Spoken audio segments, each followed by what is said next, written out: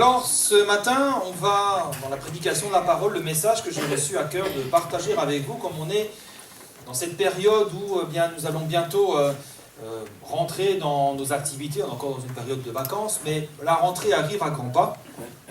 Ce matin, j'ai eu à cœur de parler de l'Église, et principalement de son rôle et de sa vocation. Avec une particularité tout de même, puisque quand on parle du rôle de l'Église sur la terre, quand on parle du rôle des croyants, eh bien, nous voyons dans la parole de Dieu que le rôle de l'Église est avant tout un rôle de serviteur. Alors, j'avais préparé un PowerPoint, je l'ai oublié à la maison, et comme ça, hein, bon. Alors, essayez de retenir, je vais essayer d'appuyer, parce qu'il y a quand même quelques points. Je vais essayer d'appuyer quand même les points, mais voilà. Je vous demanderai un petit effort particulier d'essayer de bien retenir, parce que voilà. Alors ce matin, l'Église, nous allons voir qu'elle a un rôle de serviteur.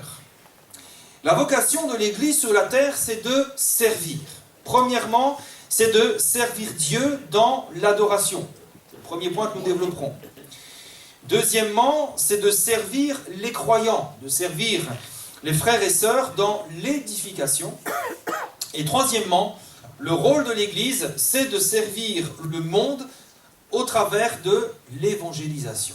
Et l'Église, elle n'a pas pour vocation de faire la morale au monde, mais d'évangéliser, de servir le monde. Et donc ça, ce sont les trois vocations de l'Église, et par conséquent, les trois vocations de chaque enfant de Dieu, de chacun d'entre nous. Parce que parfois, vous savez, on parle de la vocation de l'Église, et on pense que ça concerne les autres. On pense que c'est l'Église en général, mais ce matin, on parle de l'Église locale, on parle de l'Église de Montvert, on parle de vous et moi, de nous tous ensemble. Et donc ce matin, il est important que nous nous rappelions quel est notre rôle et notre vocation. Il va y avoir à la rentrée des nouvelles activités, il va y avoir des nouvelles réunions, il va y avoir des nouvelles choses qui vont être mises en place. Mais il est important que nous partions sur des bonnes bases. Et nous allons voir ensemble quelle est notre vocation en tant qu'Église de Dieu, et plus précisément en tant qu'Église de Dieu, ici à Montvert. Premièrement, quand on parle du rôle de l'Église, nous devons bien comprendre que son but premier, le but premier de l'Église, sa vocation première, eh bien, c'est de glorifier le Seigneur, c'est d'adorer Dieu. La mission première de l'Église, c'est pas de faire des œuvres, c'est pas de faire des réunions, c'est pas de faire et faire et faire, c'est de célébrer la gloire du Seigneur. Amen. C'est ça la première mission de l'Église. Et parfois on a tendance à l'oublier. On se perd dans un tas d'activités, on fait des choses, on fait, alors que la première chose, c'est de célébrer la gloire de Dieu. Éphésiens chapitre 1, verset 11 nous dit qu'en Christ, nous sommes aussi devenus héritiers, ayant été prédestinés, choisis si vous voulez, suivant le plan de celui qui opère toutes choses, d'après le conseil de sa volonté, et écoutez bien, afin que nous servions à célébrer sa gloire. Amen. Voilà le rôle premier de l'Église, nous servons à célébrer la gloire de Dieu. C'est la première et la plus haute vocation de l'Église. Et en effet, vous savez, quand on sert par exemple les croyants dans l'édification, quand on sert le monde dans l'évangélisation, ce n'est que pour un temps. Ce n'est que le temps que nous sommes sur la terre. Parce que là-haut, il n'y aura plus d'édification, il n'y aura plus d'évangélisation. Mais par contre, célébrer la gloire du Seigneur, ce n'est pas momentané, ce n'est pas temporaire, ce n'est pas propre à la terre, aux choses de la terre, c'est dès à présent et c'est pour l'éternité. Amen. C'est pour ça que c'est important que nous comprenions quelle est notre première vocation. Notre première vocation, c'est de louer, de célébrer et d'adorer Dieu. Alors maintenant, une question qu'on peut se poser. Pourquoi glorifier Dieu? Pourquoi le glorifier? Est-ce que ça voudrait dire que Dieu exigerait notre louange pour assouvir sa mégalomanie? Est-ce que ça voudrait dire que Dieu a besoin de notre louange pour se sentir mieux? Eh bien, pas du tout. Pas du tout, parce que Dieu n'est pas un homme. Les hommes, eux, ils demandent à être loués parce qu'ils ont soif de gloire, ils ont soif d'être élevés, mais Dieu n'a pas besoin de ces choses. Pourquoi? Eh bien, parce que Dieu est déjà glorieux. Parce que Dieu est déjà élevé dans les lieux célestes. Et si nous glorifions Dieu, c'est uniquement parce que Dieu est déjà glorieux, et il l'est de toute éternité. Jean 17, verset 5 nous dit, c'est Jésus qui parle, et qui va dire, il prie le Père, et il va dire maintenant, Père, glorifie-moi auprès de toi-même de la gloire que j'avais auprès de toi avant que le monde soit. Vous savez, Dieu n'a pas attendu que l'humanité soit là pour être glorifiée, pour être adorée. Dieu était déjà glorifié bien avant. Avant même que le monde soit, Dieu était glorifié, Dieu était adoré et Dieu était célébré. Dans Apocalypse chapitre 4 verset 8, il est dit que les 4 êtres vivants ont chacun 6 ailes. Ils sont remplis Dieu tout autour et au-dedans. Ils ne cessent de dire jour et nuit, Saint, Saint, Saint est le Seigneur Dieu, le Tout-Puissant, qui était, qui est et qui vient. Ce texte nous permet de comprendre que jour et nuit, et depuis l'éternité, Dieu est déjà célébré par la multitude des anges qui sont dans les cieux. Dieu n'a pas attendu que les hommes existent pour être loués et célébrés. Et Dieu ne demande pas, il ne quémande pas notre adoration comme s'il en avait besoin. L'adoration, frères et sœurs, c'est un privilège. C'est un grand privilège de l'Église. Célébrer la gloire de Dieu, c'est un honneur. Vous savez, quand on se rassemble le dimanche matin pour célébrer la gloire de Dieu, comprenons bien que c'est un honneur. Comprenons bien que c'est un privilège. Parce que notre Dieu est le Dieu qui règne d'éternité en éternité. C'est le Dieu qui est adoré d'éternité en éternité. Et nous faisons finalement qu'entrer dans cette louange et dans cette gloire qui est rendue à Dieu d'éternité en éternité. Alors c'est vrai que on peut se dire que sur la terre, on peut dire Dieu est célébré dans les lieux célestes, en effet, mais sur la terre c'est un peu différent. Avec tous les problèmes qu'on traverse parfois, avec le mal qui semble régner sur la terre, on peut se dire que Dieu n'est pas célébré partout. Et parfois, vous savez, il nous suffit de nous arrêter un instant, de lever les yeux pour réaliser combien Dieu est grand. Il y a ce texte dans le psaume 19, verset 2, qui nous dit que les cieux racontent la gloire de Dieu et l'étendue céleste manifeste l'œuvre de ses mains. Vous savez, quand vous vous dites, mais le mal règne en maître, Dieu n'est pas célébré sur la terre, levons les yeux au ciel. Considérons l'étendue de la voûte céleste. Qui n'a jamais été émerveillé? Qui ne s'est jamais interrogé sur la grandeur de l'univers en regardant un ciel étoilé? Moi, ça m'arrive souvent, des fois le soir, je sors pour donner à manger aux chiens, tout ça, et des fois je regarde et je me dis, mais punaise, tous les étoiles qu'il y a dans le ciel, quand je vois la lune, quand je vois tous les astres, qui sont là. Bon, quand on les voit pas trop à l'œil nu, mais on sait qu'ils sont là. Et on se dit, mais quel Dieu grand, quel Dieu tout-puissant. Qui n'a jamais été émerveillé par un coucher de soleil? Et toutes ces choses, eh bien, sont l'œuvre d'un seul créateur, c'est notre Dieu. Vous voyez, quand on regarde les choses, quand on observe, on s'en rend compte. Le psaume 66, verset 4 nous dit « Toute la terre t'adore et chante en ton honneur, elle chante ton nom. » Autrement dit, frères et sœurs, sur la terre, même si les hommes font le mal, il y a quand même le reflet de la gloire de Dieu qui persiste, qui existe, qui subsiste. Par exemple, le miracle de la naissance d'un enfant, quand vous imaginez ce que c'est au départ, ce que ça devient après, là, quel miracle! Quand vous prenez une graine plantée en terre qui devient ensuite un arbre qui produit du fruit, mais quel miracle! Tout ça reflète la gloire infinie de notre Dieu. Et nous qui sommes devenus de nouvelles créatures, nous qui ensemble formons l'Église de Dieu, notre privilège, notre vocation, comme tout le reste de la création, c'est d'adorer le seul qui en soit digne. Amen. Maintenant, chose très importante pour nous, le Seigneur est digne de louange, d'honneur et de gloire, mais il en reste toujours digne, quels que soient les temps et les circonstances que nous traversons, aussi difficiles soient-ils. Autrement dit, et je crois que peut-être quelqu'un a besoin d'entendre ça ce matin, Dieu n'est pas moins glorieux quand nous souffrons. Vous savez, parfois on souffre dans notre cœur, on n'a plus à cœur de louer, d'adorer Dieu, mais pourtant, sa gloire n'a pas diminué. Dieu reste toujours le Dieu glorieux, il reste toujours le Dieu qui règne. Oui, il règne. Alors peut-être que tu traverses un moment difficile, mais rappelle-toi que Dieu n'est pas moins glorieux quand tu souffres. Dieu ne t'aime pas moins quand tu es découragé. Parfois, il y en a, ils sont découragés à cause d'une circonstance et ils se disent, je ne vais plus aller à l'église, je ne vais pas ouvrir la Bible, Dieu est fâché contre moi, un chrétien, ça doit toujours être comme Superman, toujours en forme, etc., etc. Mais c'est faux. Dieu nous aime, quels que soient les temps, les circonstances que nous traversons. Son amour ne change pas, son amour est immuable. Et puis, Dieu n'est pas moins fidèle quand nous chutons. Parfois, on chute, on est pris de remords, de culpabilité. Dieu reste fidèle.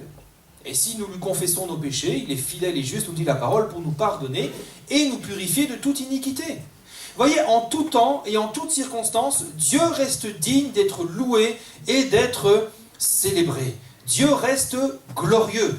Il reste toujours le Dieu d'amour. Il reste toujours le Dieu fidèle. Il reste toujours le Dieu qui nous délivre et qui règne sur toutes choses. Amen. Autrement dit, si tu traverses des temps, des moments difficiles, sache que Dieu règne encore. Et Dieu règne toujours. Amen. Notre louange et notre adoration ne doivent donc pas dépendre des temps et des circonstances que nous vivons, aussi difficiles soient-ils. Alors je sais que c'est facile à déclarer comme ça, surtout quand tout va bien. Quand les choses ont un petit peu plus mal, c'est un peu plus difficile. C'est là que nous sommes éprouvés aussi dans notre louange et dans notre adoration. Mais ne nous privons pas de louer le Seigneur, frères et sœurs, même quand ça ne va pas bien. Vous savez, quand nous traversons de tels moments, rappelons-nous combien Dieu est glorieux et digne. Rappelons-nous. Rappelons-nous combien il est celui qui règne à jamais. Repassons ces choses dans notre cœur. Et c'est de cette manière qu'on pourra faire comme le psalmiste. Dans le psaume 34, verset 2, où il dira « Je bénirai l'Éternel en tout temps, et sa louange sera toujours dans ma bouche. » Comment c'est possible? Eh bien parce que Dieu reste toujours digne d'être loué et d'adoré. Il reste toujours le Dieu glorieux et le Dieu qui règne sur toutes choses. C'est ce que Job avait compris. Job chapitre 1, verset 21, il a tout perdu. Et regardez ce qu'il déclare. L'Éternel a donné, l'Éternel a ôté, l'Éternel a repris, mais que le nom de l'Éternel soit béni. Amen. Alors le problème qui peut se passer parfois, c'est que trop souvent, on a tendance à lier notre adoration à la bénédiction. On a parfois, vous savez, cette image de l'adoration comme une forme de reconnaissance envers Dieu pour ce qu'il nous a fait. Ah, Dieu, tu mérites d'être loué, d'être adoré, parce que tu m'as fait du bien. Et vous savez, il n'y a rien de nouveau sous le soleil. Dans Luc 19, verset 37, quand Jésus approchait de Jérusalem, vers la descente de la montagne des Oliviers, toute la multitude des disciples, saisis de joie, se mit à louer Dieu à haute voix. Pour quelle raison? Eh bien, pour tous les miracles qu'ils avaient vus. Voilà, ils ont vu des miracles et ils louent Dieu pour cela. Et ils ont raison. Mais si nous limitons notre louange et notre adoration en fonction de la bénédiction, il y a des moments où on ne louera plus Dieu. Et nous ne sommes pas appelés à cela. Nous sommes appelés à louer et à adorer Dieu en tout temps et en toutes circonstances. La véritable vocation de l'Église, ce n'est pas seulement de louer Dieu pour ses bienfaits, il faut le faire, mais c'est l'adorer aussi pour ce qu'il est. Nous devons adorer Dieu pour ce qu'il est. Vous savez, toute la création, avec tous les anges, loue et adore le Seigneur pour ce qu'il est. Quand ils s'exclament « Saint, Saint, Saint est le Seigneur », ils expriment la louange et l'adoration à cause de la sainteté de Dieu, parce que Dieu est saint. Nous le louons parce qu'il est bon, nous le louons parce qu'il est saint, nous le louons parce qu'il est glorieux. Et nous ne devons pas perdre ça de vue, frères et sœurs. Ne soyons pas une église qui loue quand tout va bien et qui se tait quand ça va mal. Soyons une église, comme le psalmiste a dit, que sa louange soit toujours dans notre bouche. Que nous puissions en permanence louer et adorer le Seigneur à cause de qui il est. Alors bien sûr, oui, nous louons le Seigneur pour tout ce qu'il fait dans notre vie, bien entendu. Mais quand on y réfléchit un petit peu, ce que Dieu fait n'est que le reflet de ce qu'il est. Autrement dit, c'est vrai, nous disons merci pour ton salut, mais pourquoi Dieu nous sauve? Eh bien parce qu'il est avant tout le Dieu d'amour et de miséricorde. Louons-le, parce qu'il est le Dieu d'amour et de miséricorde. C'est vrai, nous bénissons le Seigneur parce qu'il nous guérit. Merci Seigneur pour ta guérison. On loue le Seigneur quand il nous guérit. Mais pourquoi Dieu guérit? C'est avant tout parce qu'il est un Dieu compatissant et parce qu'il est le Dieu tout-puissant. Là encore, c'est une raison de le louer. Seigneur, je te loue parce que tu es compatissant, rempli de compassion et tout-puissant. Oui, nous bénissons le Seigneur pour sa provision. Dieu pourvoit à nos besoins. Nous le bénissons quand nous avons du pain sur notre table, quand nous avons un travail, nous avons un salaire. Mais pourquoi Dieu fait ces choses? Eh bien, c'est avant tout parce qu'il est un Dieu infiniment bon. Et nous le louons aussi pour sa bonté, parce qu'il est bon. Alors, à nous, nous qui appartenons à ce Dieu si grand, si glorieux, si majestueux, eh bien, nous pourrions dire, comme Jean dans l'Apocalypse, chapitre 1, verset 5, « À celui qui nous aime, qui nous a délivrés de nos péchés par son sang, et qui a fait de nous un royaume des sacrificateurs pour Dieu son Père, à lui soit la gloire et la puissance au siècle des siècles. Amen. » Que ce soit la prière de l'Église ce matin. Premier rôle de l'Église, louer et adorer Dieu en tout temps et en toutes circonstances. Deuxième rôle de l'Église, c'est l'édification des croyants.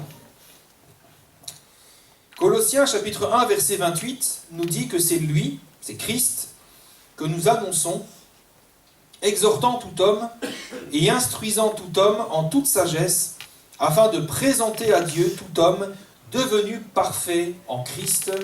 Amen. Voyons ici un des deuxièmes buts fondamentaux de l'Église, c'est d'amener les croyants à une pleine maturité spirituelle. Comme on l'a vu dimanche dernier, la vie chrétienne, c'est une vie de croissance. C'est une vie dans laquelle nous ne devons jamais cesser d'aller de progrès en progrès. Et la vocation de l'Église, c'est d'amener les croyants à aller justement de progrès en progrès. Et ça se fait autour de trois choses. Il y a premièrement la prédication de la parole. C'est la nourriture pour notre âme.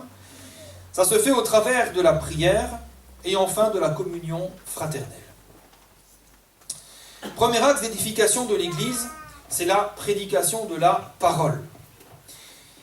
Autrement dit, la parole de Dieu qui est prêchée dans l'Église, c'est la nourriture dont nous avons besoin pour notre âme. Et je le répète parce que c'est important, la parole, quand elle est prêchée dans l'Église, c'est la nourriture dont nous avons besoin. Ce n'est pas quelque chose dont on peut se passer, ce n'est pas un accessoire, c'est un besoin. Ce n'est pas une option, c'est un besoin. Alors certains se disent, oui, mais moi je lis déjà ma Bible chez moi et Dieu me parle déjà chez moi, dans le secret de mon cœur, etc., etc. Alors ça déjà c'est une très bonne chose. Si c'est votre cas, c'est une très bonne chose. Et il faut continuer, mais malheureusement, ce n'est pas suffisant. Ce n'est pas suffisant. Ce que Dieu a voulu pour qu'il y ait un bon équilibre spirituel dans nos vies, c'est d'une part une communion personnelle avec Dieu que nous devons entretenir, mais aussi recevoir la nourriture spirituelle qui nous est donnée au travers de la parole quand elle est prêchée dans l'Église. Il faut les deux. Et ce point est très important, parce que Dieu ne nous parlera pas de la même manière quand nous sommes chez nous ou quand nous sommes dans l'Église. Dieu agit d'une manière différente et complémentaire. Je vais vous donner un exemple. Je réfléchissais dernièrement sur les derniers services de baptême que nous avons eus, les 3 derniers services de baptême que nous avons eus. Il y a quelque chose qui est revenu à chaque fois. Quand j'écoute les témoignages des jeunes, des moins jeunes qui se sont fait baptiser, à chaque fois, dans chaque service, dans les 3 derniers services de baptême, il y a eu au moins une personne qui s'est décidée de s'engager avec le Seigneur suite à un don spirituel. Moi, je l'ai observé. Il y a eu un don spirituel. On entend régulièrement, ah, il y a eu un don spirituel, ça a confirmé et j'ai décidé de m'engager avec le Seigneur. Alors d'accord, ce n'est pas la prédication de la parole forcément, mais c'est quand même l'œuvre de Dieu qui se fait par la parole et dans l'Église. Vous voyez, il y a une œuvre particulière de Dieu qui se fait dans l'Église. L'autre particularité de la prédication de la parole dans l'Église, c'est qu'elle est adaptée aux besoins de l'Église.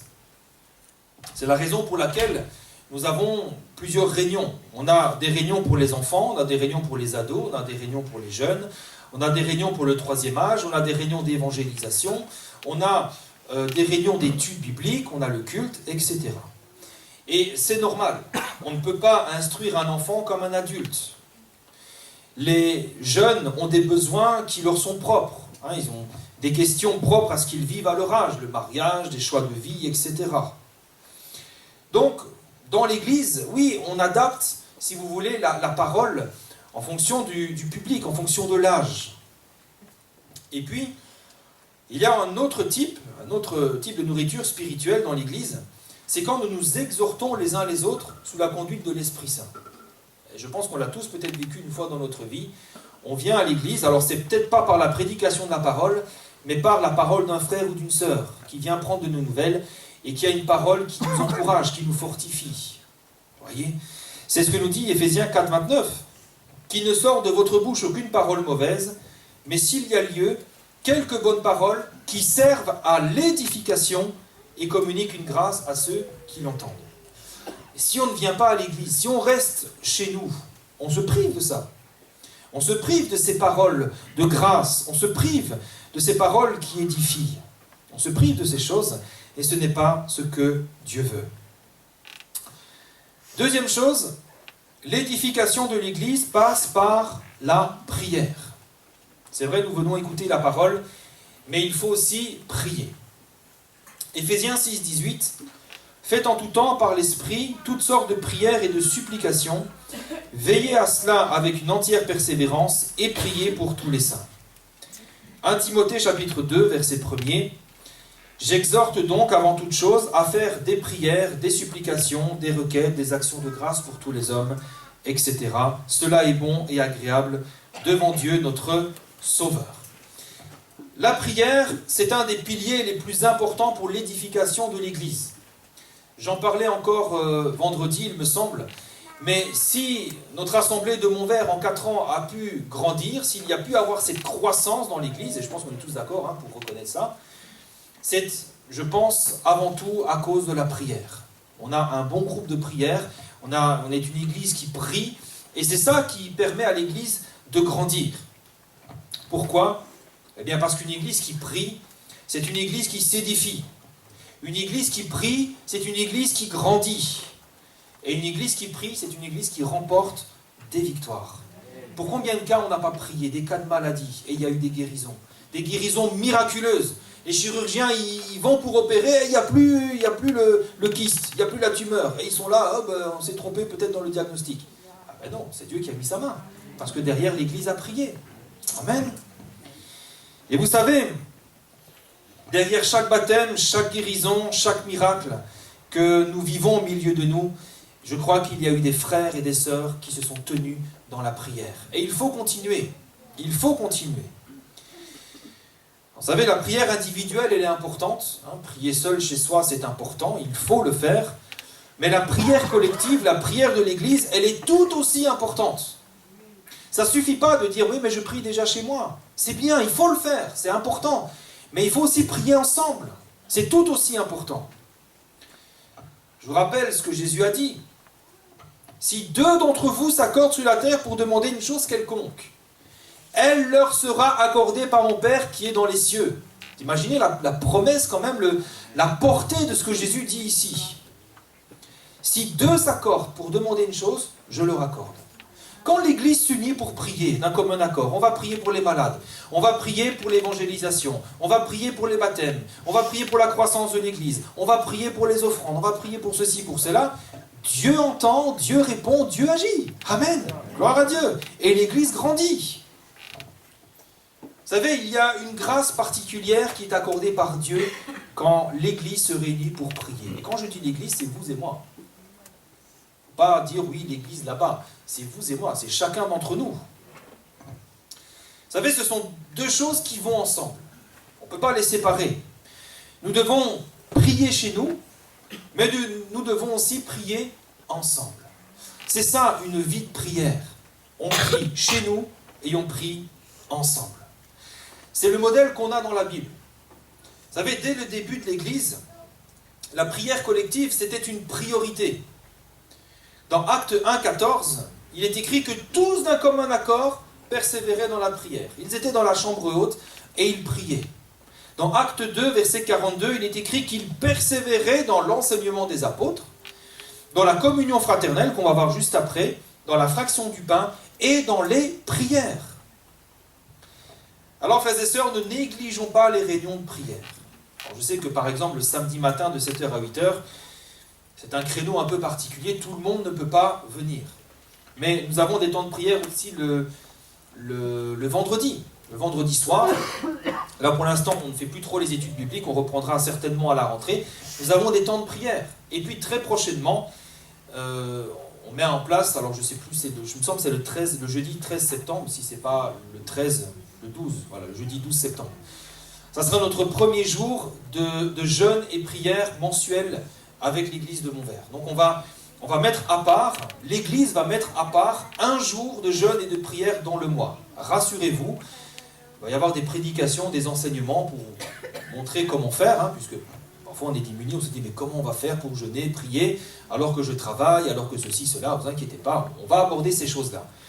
Mais retenez que c'est important, il faut que nous prions seul chez soi, mais aussi ensemble. C'est pour ça que ce jour de jeûne et de prière, l'église sera ouverte, la salle sera ouverte le jeudi midi, pour ceux qui peuvent, mais aussi le jeudi soir, à partir de 18h, comme ça on pourra se rassembler et prier ensemble. N'oubliez pas qu'une église qui prie, c'est une église qui s'édifie, c'est une église qui grandit, et c'est surtout une église qui remporte des victoires. Amen. Troisième axe d'édification de l'église, comment les chrétiens vont-ils grandir? Il y a par la prédication de la parole, il y a la prière, et il y a aussi la communion fraternelle. Il y a ce psaume que nous connaissons très bien, qu'il est agréable et qu'il est doux pour des frères de demeurer ensemble. Oui, la communion fraternelle est une source d'épanouissement.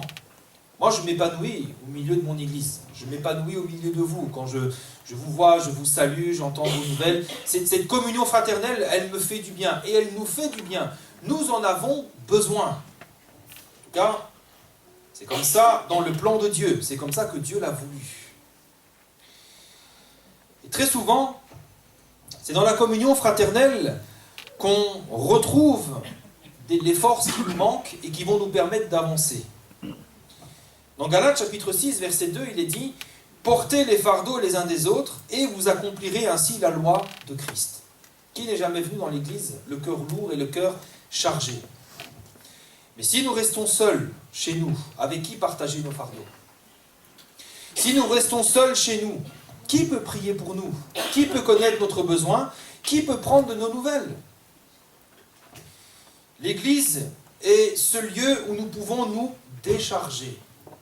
Et on se décharge quand on fait connaître nos besoins. Par des requêtes, par exemple. Vous savez, les petits papiers qu'on fait, les requêtes de prière, c'est important. Quand vous déposez une requête, vous faites connaître à l'église votre besoin et l'église prie pour votre besoin. Et quand on va mettre ce jour de jeûne et de prière mensuel, chaque requête sera recueillie, on fera une liste pour laquelle l'église pourra prier durant toute la journée. On se décharge quand, par exemple, dans la réunion du samedi matin, on exprime notre besoin. On fait ça dans le samedi matin, si vous n'êtes jamais venu. Voilà, après le partage de la parole, on fait un petit tour de table, on demande est-ce que vous avez des besoins? Et quand un frère ou une sœur exprime son besoin, ça nous permet, nous, de prier pour cela. Le frère ou la sœur se décharge et nous, on porte le fardeau et on le porte devant le Seigneur.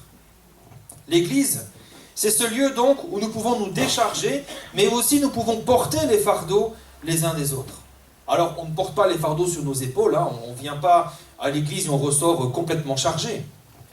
Mais on porte les fardeaux au Seigneur, par nos prières. Nous portons aussi les fardeaux les uns des autres quand nous faisons des visites. Eh oui, on sent que le fardeau est un peu plus léger quand un frère ou une sœur vient nous voir, ou quand un frère ou une sœur prend de nos nouvelles. C'est comme ça qu'on porte les fardeaux les uns des autres. Et de cette manière, celui qui se décharge est encouragé de voir que quelqu'un porte la charge avec lui, et c'est ainsi que l'Église avance. Donc c'est à travers ces trois axes que l'Église grandit. Il y a la parole, les prières et la communion fraternelle. Soyons fidèles dans ces choses, frères et sœurs. Venons écouter la parole, venons prier, et ne nous privons pas de la communion fraternelle. Maintenant, il reste un troisième et dernier rôle pour l'Église, une troisième vocation de l'Église, c'est servir le monde à travers l'évangélisation. Dans Jean chapitre 12, verset 47, Jésus a dit « Je suis venu non pour juger le monde, mais pour sauver le monde. » C'est important de se le rappeler. Si Jésus est mort à la croix de Golgotha, s'il a été crucifié, ce n'est pas seulement pour bénir l'Église et guérir nos maladies. Ce n'est pas seulement pour nous offrir une belle qualité de vie, c'est avant tout pour sauver le monde. Amen. C'est avant tout pour sauver le monde. C'est pour ça que Jésus a donné cet ordre avant de retourner au ciel. Il a dit, allez et faites de toutes les nations des disciples, les baptisant au nom du Père, du Fils et du Saint-Esprit. Il ne faut pas que l'Église soit centrée uniquement sur elle-même. Nos réunions, nos activités, nos ceci, nos cela, on se fait du bien, on se fait du bien, on se fait du bien. C'est important, on l'a vu, mais ça ne doit pas en rester là. Le but et la vocation de l'Église, c'est aussi d'annoncer le message du salut au dehors. C'est la vocation de l'Église d'annoncer le message de l'Évangile. Dans 1 Pierre chapitre 2 verset 9, il est écrit que nous sommes une race élue, un sacerdoce royal, une nation sainte, un peuple acquis. Oui, mais pourquoi?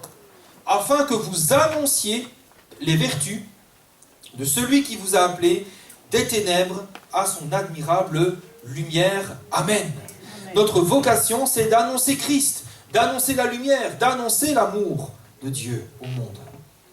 Et en effet, si l'Église se tait, comment le monde pourra-t-il entendre parler du Seigneur Jésus? Par qui le monde pourra-t-il entendre parler du Seigneur?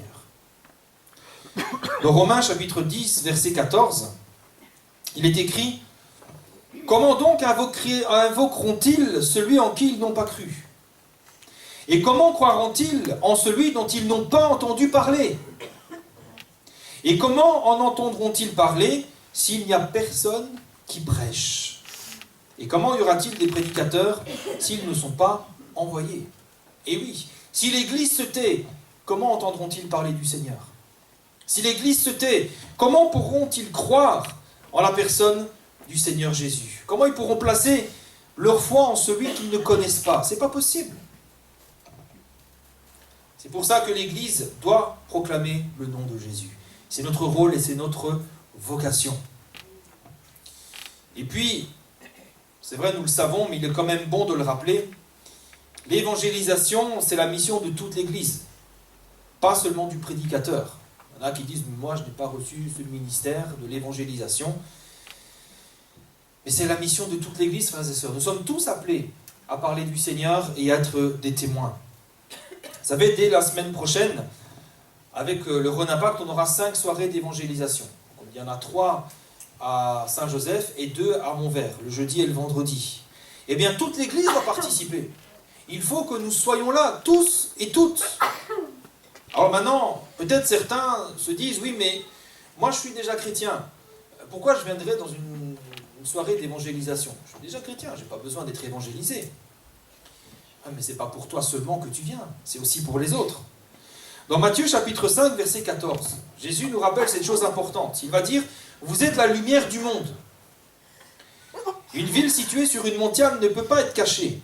Et on n'allume pas une lampe pour la mettre sous le boisseau, mais on la met sur le chandelier et elle éclaire tous ceux qui sont dans la maison. Et il va dire que votre lumière luise ainsi devant les hommes, afin qu'ils voient vos bonnes œuvres et qu'ils glorifient votre Père qui est dans les cieux. Amen. Vous savez, si on se dit, mais moi, je n'ai pas besoin d'être évangélisé, je n'ai pas besoin d'aller à la réunion d'évangélisation, je suis déjà chrétien. Mais qui va venir? Qui va venir? Vous pensez vraiment que quand on va au dehors comme ça, si le prédicateur prêche la parole, s'il y a personne qui est là, les gens vont venir comme ça d'eux-mêmes? Il y a quand même peu de chance. À l'époque, peut-être c'était comme ça, mais aujourd'hui, ça ne se fera pas. Si des inconvertis passent devant une campagne d'évangélisation, qu'ils entendent des chants, qu'ils voient une église qui est là, qui est présente, qui se sent concernée, ben ça va les encourager. Ils vont se dire, ah ben, il y a quand même quelque chose qui se fait. Il y a quand même... Ils vont s'interroger, dire, mais pourquoi ils font ça? Pourquoi est-ce que tous les soirs ils sont là? Pourquoi est-ce qu'il y a un prédicateur qui prêche la parole? Ils vont s'interroger, ce sont des bonnes œuvres. Vous savez, si nous sommes la lumière du monde, il faut que notre lumière soit vue aussi du monde. Si nous avons la possibilité de venir, mais que nous préférons rester chez nous, c'est comme si vous mettez la lumière sous le boisseau. On s'empêche peut-être de bénir quelqu'un. Qui sait, hein, si à la suite d'une réunion d'évangélisation, vous n'allez pas discuter avec quelqu'un qui est là pour là où les premières fois, et vous aurez une parole de Dieu pour le bénir. Vous savez, ce qui peut toucher le cœur de quelqu'un qui vient peut-être pour la première fois, parfois c'est des toutes petites choses. Vous savez, parfois c'est simplement de voir la présence et la ferveur des croyants. Quand ils voient notre ferveur, quand ils voient notre présence, eh bien ça les encourage. Ça peut être un sourire, ça peut être un geste, vous savez, par le service d'accueil. Combien n'ont pas été touchés par le service d'accueil? Il y en a qui sont là, parfois, ils entendent parler, ils entendent la prédication, ils n'osent pas venir. Et puis il y a une sœur, parce que une sœur ou un frère du service d'accueil qui s'approche, qui dit oui, bonjour, voilà. Et il y a un contact qui se fait, et puis c'est là que l'œuvre de Dieu se fait aussi. Vous savez, nous ne sommes pas tous des prédicateurs, c'est vrai, mais pourtant nous prêchons tous d'une manière ou d'une autre par le témoignage de notre vie. Et ça, je crois que c'est la plus percutante et la plus audible des prédications. Notre présence, notre consécration, notre joie, notre amour, quand nous les manifestons, sont les témoins les plus visibles de la lumière de Christ qui brille dans notre cœur. Je vais le répéter parce que c'est important. Notre présence, notre consécration, mais aussi notre joie, notre amour, notre hospitalité, sont les témoins les plus visibles de la lumière de Christ qui brille dans notre cœur. Quand vous aimez quelqu'un sincèrement au nom du Seigneur Jésus, quand vous vous souciez de lui, quand vous l'accueillez, quand vous prenez soin de lui, eh bien c'est la lumière de Christ qui brille. Vous savez, même si nous ne prêchons pas sur l'estrade, même si nous ne chantons pas, même si nous ne sommes pas dans un service d'accueil, service café ou autre, eh bien nous pouvons et nous devons tous prier, parce qu'il y a un combat. Quand nous sommes dans les campagnes d'évangélisation, quand nous venons, ne soyons pas passifs, mais venons avec un esprit de prière. Prions, parce qu'il y a un combat qui se joue dans les cœurs. Vous savez, nous ne voyons que des visages. Mais qu'est-ce qui se passe dans les cœurs? Et bien souvent, quand il y a des nouveaux qui viennent écouter la parole pour là ou les premières fois, eh bien parfois ils sont remués par la parole. Et il y a un combat qui est là dans leur cœur. Il y a une résistance parfois qui est là. Et il faut que l'Église prie. Seigneur, touche les cœurs. Seigneur, brise les chaînes. Seigneur, viens faire paraître ta gloire. Seigneur, révèle-toi. Et il faut que l'Église brille durant ces campagnes. Et très souvent, oui, il y a un combat, il y a des luttes. Et quand l'Église brille, eh bien c'est là qu'il y a des conversions. C'est là qu'il y a des victoires spirituelles lors de nos réunions d'évangélisation. Alors, n'oublions jamais cette troisième vocation de l'Église, qui est de servir le monde par le moyen de l'évangélisation. Que ce soit au travers d'une réunion publique, comme il va y avoir la semaine prochaine et probablement en fin d'année à la Petite Île, que ce soit en partageant son témoignage, ou même en invitant quelqu'un. Là aussi, de dire, écoute, il y a des soirées, viens avec moi, je t'invite, et puis on ira manger un bout ensemble. Quand vous invitez quelqu'un, c'est aussi de l'évangélisation. Dans tous les cas, frères et sœurs, soyons cette Église qui ne se soucie pas seulement d'elle-même, mais qui se soucie aussi de ceux et de celles qui sont encore dans les ténèbres. Nous devons nous soucier, de nous dire, oui, mais il y a encore des âmes qui ne connaissent pas le Seigneur, il y a encore des âmes qui se perdent, il y a encore des familles qui souffrent, il y a encore des inconvertis qui sont enchaînés aux ténèbres. Prions, intercédons, il faut que nous ayons ce bon souci. Alors, si nous faisons notre part, si nous semons, si nous arrosons, eh bien nous avons la certitude que l'Éternel fera croître. Amen. Alors je termine avec ça, je conclus. La vocation de l'Église sur la terre, notre vocation à toutes et à tous, c'est de servir. Nous sommes appelés à servir. Nous servons premièrement Dieu dans l'adoration. Ensuite, nous servons les croyants dans l'édification, donc dans la prédication de la parole, dans les prières et dans la communion fraternelle. Nous ne nous privons pas de cela. Et ensuite, troisièmement, nous servons le monde au travers de l'évangélisation. Frères et sœurs, retenons ces choses dans les activités qui vont reprendre prochainement. Retenons que nous sommes des serviteurs. Nous servons Dieu, nous servons l'Église et nous servons le monde. Que l'Éternel nous fasse grâce, que l'Éternel nous aide et nous encourage les uns et les autres. Amen.